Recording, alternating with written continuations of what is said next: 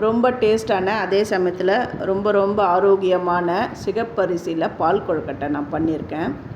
இதோடைய full recipe வந்து நல்ல கிளியரான ரெசிபி வந்து என்னுடைய சேது சித்ரா கிச்சனில் நான் அப்லோட் பண்ணியிருக்கேன். நீங்கள் போய் பாருங்கள்.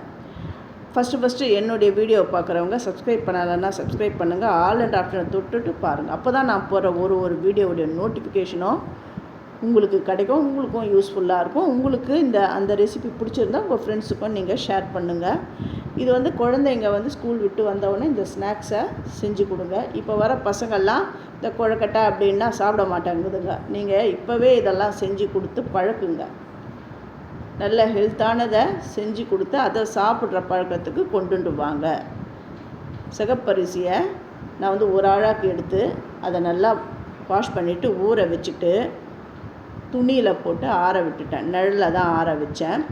அதுக்கப்புறம் கொஞ்சமாக நான் ஒரு ஆழாக்கு எடுத்ததுனால மிக்ஸி ஜார்லேயே நான் பொடி பண்ணிவிட்டு அதை நல்லா வறுத்து பொடி பண்ணிவிட்டு அதை ஜலிக்கணும். ஜலிச்சுட்டு அதுக்கப்புறம் நல்லா கோலம் போடுற அளவுக்கு நல்லா வறுத்து எடுத்து வச்சுக்கிட்டோம்.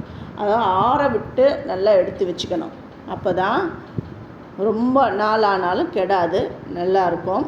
நீங்கள் நிறைய அரிசி எடுத்தீங்கன்னு வச்சுக்கோங்களேன், மிஷினில் கொடுத்து திரிச்சிக்கோங்க. மிஷினில் கொடுத்து பொடி பண்ணி எடுத்துன்னு வந்து அதேமாரி நல்லா வறுத்துட்டு நல்லா ஆற விட்டு நல்லா ஒரு பாக்ஸில் போட்டு வச்சுக்கோங்க. உங்களுக்கு என்னென்ன தேவையோ, அதாவது இடியாப்பம், முறுக்கு எது தேவையோ சட்டுன்னு நீங்கள் பண்ணிடலாம். இதெல்லாம் என்னுடைய சேது சித்ரா கிச்சனில் நான் போட்டிருக்கேன். நீங்கள் போய்ட்டு பாருங்கள். இவ்வளோ பஞ்சு மாதிரியான பால் கொழுக்கட்டை ரெடி ஆகிடுது பாருங்கள்.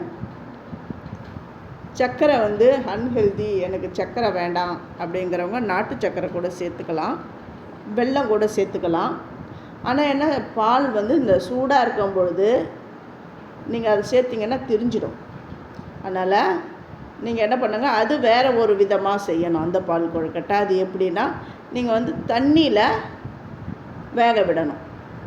வேக விட்டுட்டு நல்லா வெந்தவுடனே நாட்டு சர்க்கரையோ வெல்லத்தையோ அந்த கரைசலை அதில் விடணும். அந்த பால் கொழுக்கட்டையில் விட்டுட்டு இறக்கிடுங்க.